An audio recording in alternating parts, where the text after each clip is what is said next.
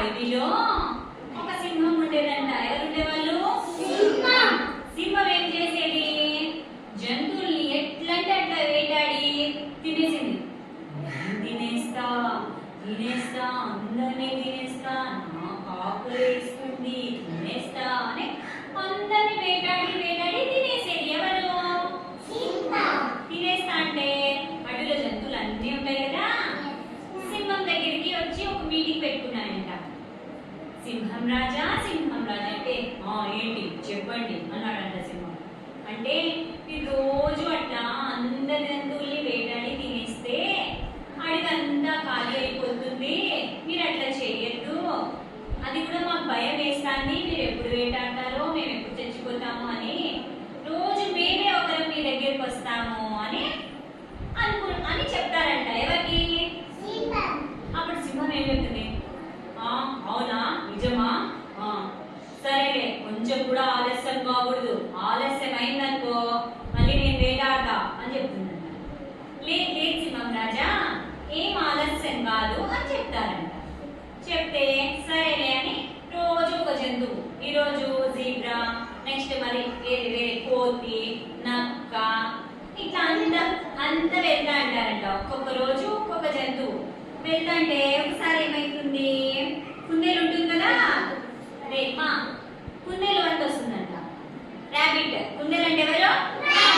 వస్తే ర్యాబిట్ ఇప్పుడు నీదే టర్న్, నువ్వే వెళ్ళాలా, ఇది నీదే వందంటే సరే ఇప్పుడు సింహం రాజు తినేస్తాడు కదా, మరి ఇట్లా ఇట్లా అని ఆలోచిస్తుందంట.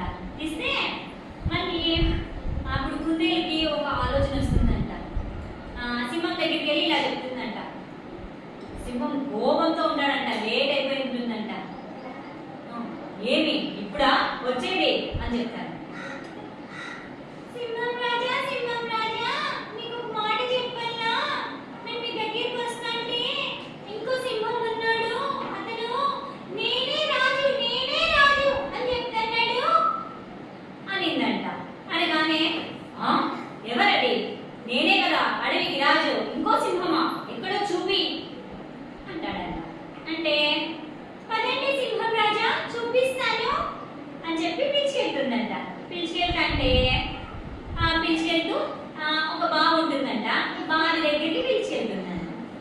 పిలిచికెళ్ళి సింహం రాజా అదో ఆ బావిలోనే ఉంది ఇంకొక సింహం అంటుందంట. ఎవరు? అనగానే సింహం ఉంటే అవునా ఉండు చూస్తా ఎవరో అని బావిలో ఇట్లా చూస్తాడంట.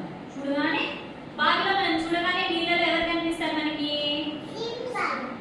మామూలుగా మనం చూస్తే ఎవరు కనిపిస్తారు? ఇట్లా చూసినాను అనుకో ఎవరు కనిపిస్తారు?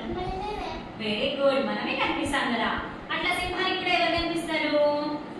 సింహమే కనిపిస్తుంది. కానీ సింహం ఏమనుకుంటాడు, ఇంకో సింహం ఉందనుకుని ఎవరు అక్కడ అంటాడంట. అక్కడ బావిలో నుంచి ఇదే శబ్దం ఉంది కదా, ఎవరు అక్కడ అని వినిపిస్తుందంట. నేను